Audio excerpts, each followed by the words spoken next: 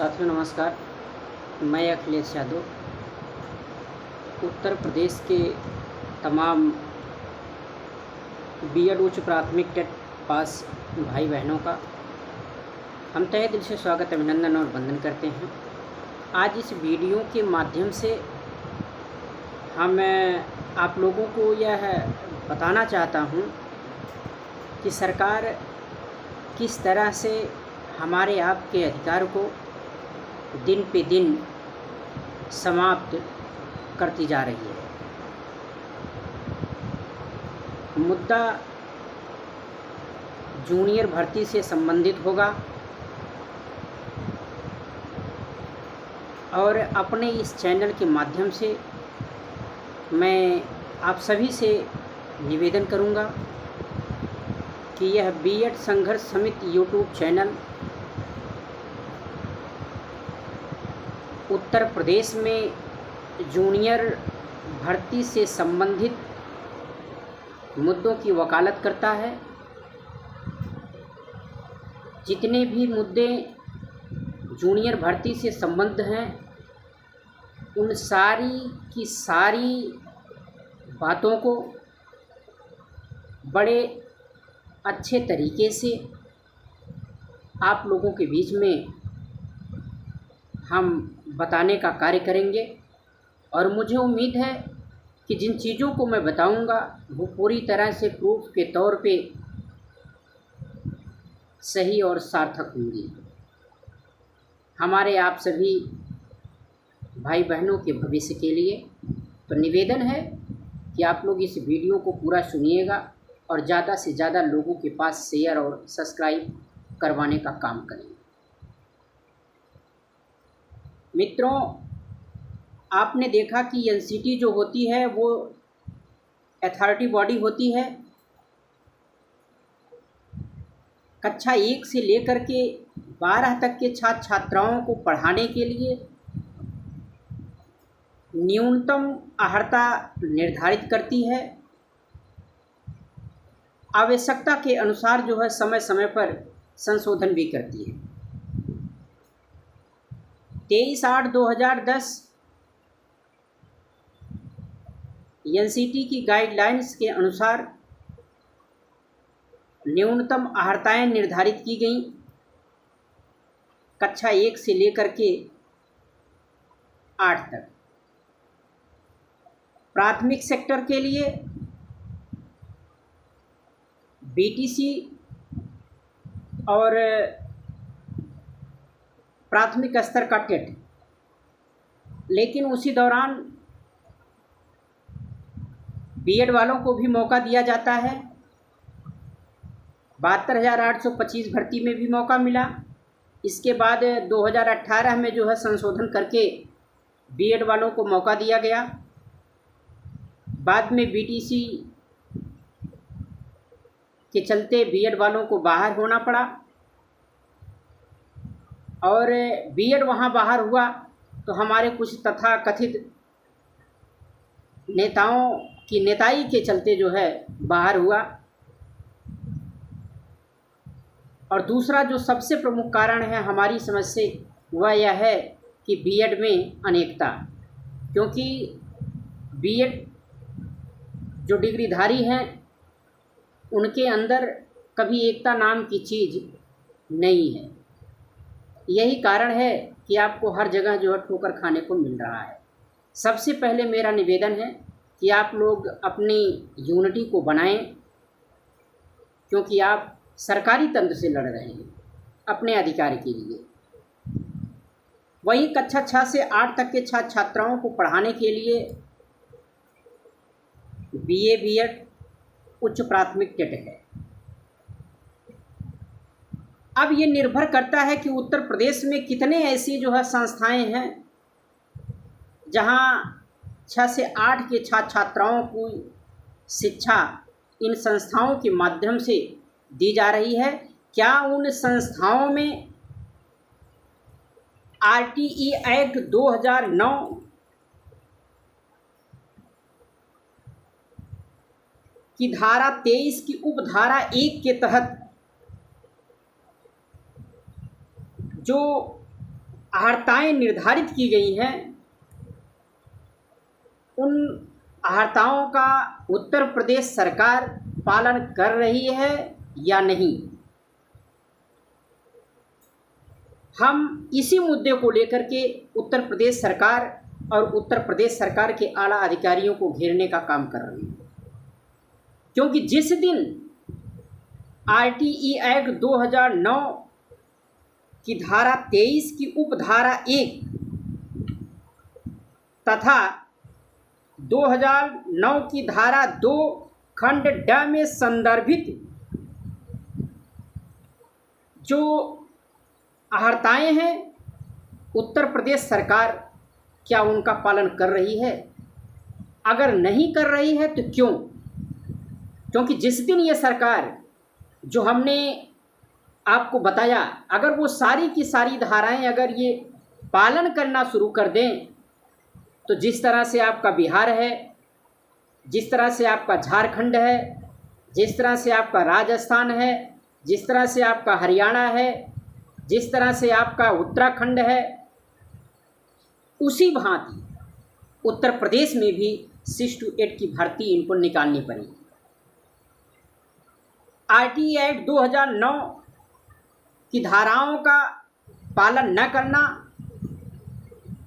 ये सरकार की अपनी बहुत बड़ी गलती है। इसके लिए न्यायालय बना हुआ है और न्यायालय इनको पालन कराने के लिए मजबूर कर देगा, क्योंकि 1 से 14 वर्ष के छात्र छात्राओं की शिक्षा निःशुल्क शिक्षा दी जाती है। ऐसी दशा में चाहे वो मान्यता प्राप्त विद्यालय हों, चाहे सरकारी विद्यालय हों, चाहे अर्ध सरकारी विद्यालय हों, आरटीई एक्ट 2009 की उपरोक्त धाराओं का पालन करना और छात्र छात्राओं को निःशुल्क शिक्षा दिलाना ये राज्य सरकार का अपना कर्तव्य है। अब बात ये आई कि कितनी ऐसी संस्थाएं हैं जो कक्षा 6 से लेकर के 8 तक के छात्र छात्राओं की शिक्षा दी जा रही है। आज उन संस्थाओं का हम उल्लेख अपने इस वीडियो के माध्यम से देंगे और चर्चा भी करेंगे, और साथ ही साथ मैं पुनः निवेदन करूंगा कि मित्रों, इस वीडियो को आप ध्यान से सुनें। ये बीएड के अधिकार के लिए है। हमारा बीएड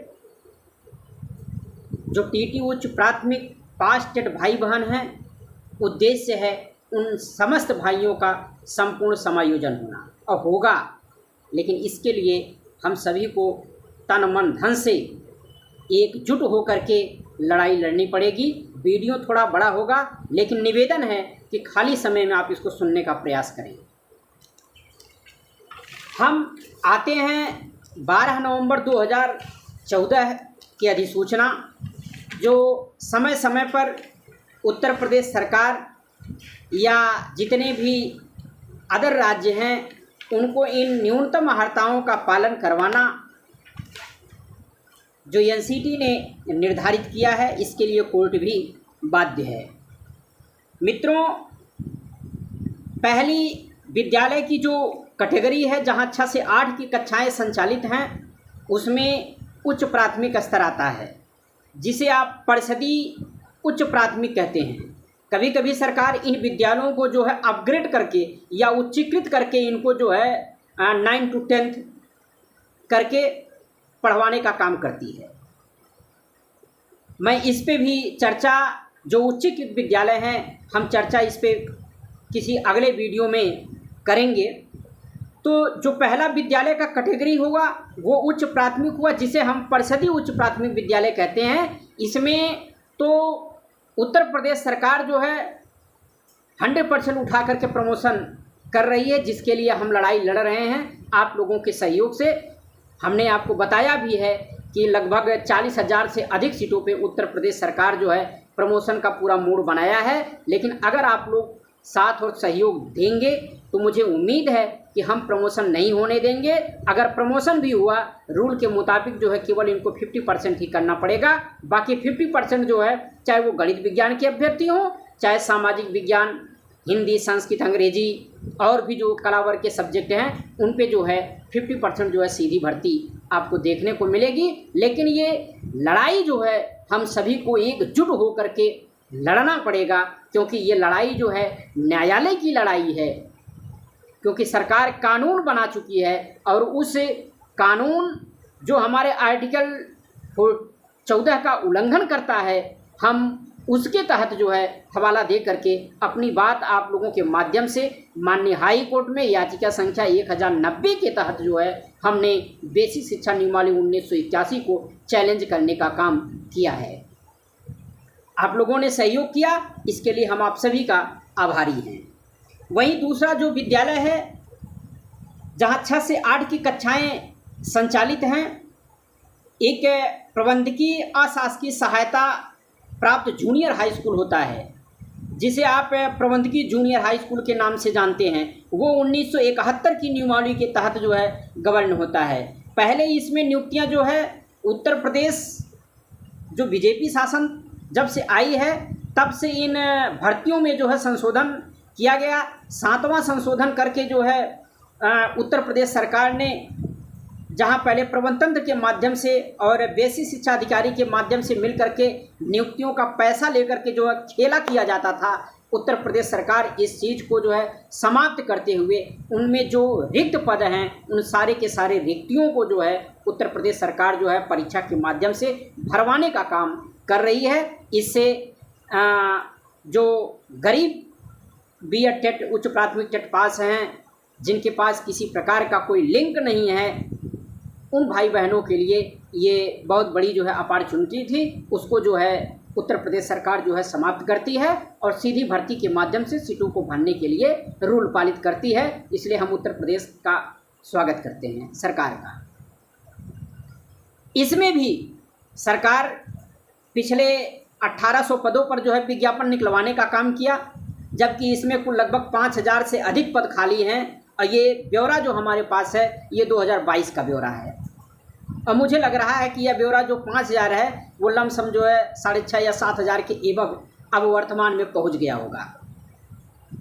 हालांकि इसमें हमें कोई लड़ने की आवश्यकता नहीं है। इसके लिए भी हमने जो है एक लेटर जो है बना करके आयोग को, हम जैसे ही अध्यक्ष की नियुक्ति होगी हम आयोग को देने का काम करेंगे।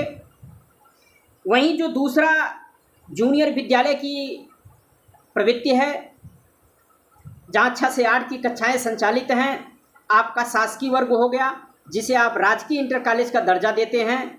इसमें भी 6 से 8 की कक्षाएं संचालित हैं, जिसके संबंध में हमने 7332/2017 में हमने आदेश करवाने का काम किया था और आदेश में ये पारित हुआ कि इन राजकीय विद्यालयों में एलटी के जो अध्यापक कक्षा 6 से 8 तक पढ़ा रहे हैं वो कक्षा 6 से 8 के छात्र छात्राओं को पढ़ाने के लिए एथराइज नहीं है, अप्लीकेबल नहीं है, क्योंकि एनसीटी की गाइडलाइंस के अनुसार उनकी अहर्ता जो होनी चाहिए 6 से 8 की वो नहीं है।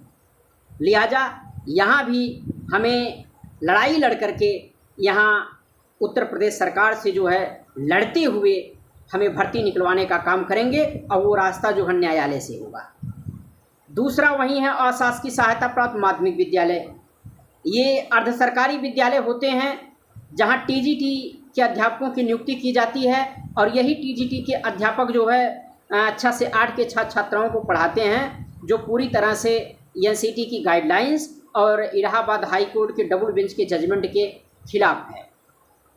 इस पर भी हम लोगों को लड़ना होगा। हालांकि ये दोनों चीज़ें जो है माननीय हाई कोर्ट में विचाराधीन है, चल रही हैं। मुझे उम्मीद है कि बहुत जल्द जो है आपको निर्णय देखने को मिलेगा। तो कुल मिलाकर के हमने आपको 4 कैटेगरी जो है विद्यालयों की बताया जहां 6 से 8 की कक्षाएं संचालित हैं। एक जो 5वीं कैटेगरी मैं आपको बता रहा हूं, शायद आप लोगों को मालूम नहीं होगा, वो है उच्चीकृत विद्यालय। उच्चीकृत का मतलब होता है कि जैसे 6 से 8 तक चल रहा है और इसके बाद जो है 6 से 10 तक उसको चलाने की जो है अनुमति मिल गई और वो भविष्य में जा कर के जो है सरकारी हो गया। तो वो 6 से 10 तक कक्षाएं चल रही हैं, लेकिन वहाँ 6 से 8 की नियुक्ति नहीं हो रही है। वहाँ भी जो है टीजीटी के अध्यापकों के द्वारा ही जो है 6, 7, 8 को पढ़वाया जा रहा है। और इसमें दोनों श्रेणियों के विद्यालय आते हैं, एक शासकीय उच्चीकृत आता है और एक जो है अशासकीय सहायता प्राप्त उच्चीकृत विद्यालय आते हैं। इसमें भी हम सभी को एकजुट होकर के लड़ना पड़ेगा। अगर सभी लोग सहयोग और सपोर्ट करेंगे तो मुझे उम्मीद है कि वो दिन ज़्यादा दूर नहीं है कि आप देखेंगे कि लगभग मैं समझता हूँ कि इन विद्यालयों में 78 के बाद से अब तक कोई नियुक्ति नहीं हो रही है। जब से माध्यमिक शिक्षा सेवा चयन आयोग आपका 82 आया, तब से जो है किसी प्रकार की कोई नियुक्ति नहीं हो रही है। यहाँ सब वही जो है LT/TGT के अध्यापकों के द्वारा पढ़वाया जा रहा है, जो कि NCT की गाइडलाइंस के मुताबिक और RTE एक्ट 2009 की विभिन्न धाराओं के तहत योग्य शिक्षक नहीं है, उनके द्वारा पढ़ाया जाना पूरी तरह से गलत है। मैं निवेदन आप लोगों से पुनः करूँगा कि आप अगर हमारा साथ देंगे तो मुझे उम्मीद है कि हम आपको उस मुकाम तक पहुंचाने का काम करेंगे जिसके बारे में आप लोग कभी ये सोचे भी नहीं होंगे कि बीएड के बाद कि अगर हम प्राइमरी से बाहर हो जाएंगे तो क्या हमारे लिए और मौके हैं। मैं आज भी इस वीडियो के माध्यम से बताना चाहता हूँ, बीएड वालों के लिए बहुत मौके हैं, लेकिन रास्ता हम लोगों को बनाना होगा और ये रास्ता बनेगा तब जब आप लोग अपनी यूनिटी को मजबूत करेंगे। मैं निवेदन करूंगा उत्तर प्रदेश से जितने भी एक बीएड भाई बहन हैं, आप कम से कम 3 ऐसे भाई बहनों को जोड़ने का काम करें। अगर बहनें हैं तो 3 मजबूत बहनों को जोड़ने का काम करें, अगर भाई हैं तो 3 भाइयों को जोड़ने का काम करें जो आपकी बात को माने और जिनको वास्तव में बेरोजगारी की पीड़ा होगी कि हम बीएड करके बेकार हुए हैं, ऐसे लोगों को जोड़िए और उनसे जो है सहयोग की मैं अपील करता हूं, क्योंकि भर्ती आपकी मुट्ठी में है, उसको खोलना पड़ेगा। धन्यवाद।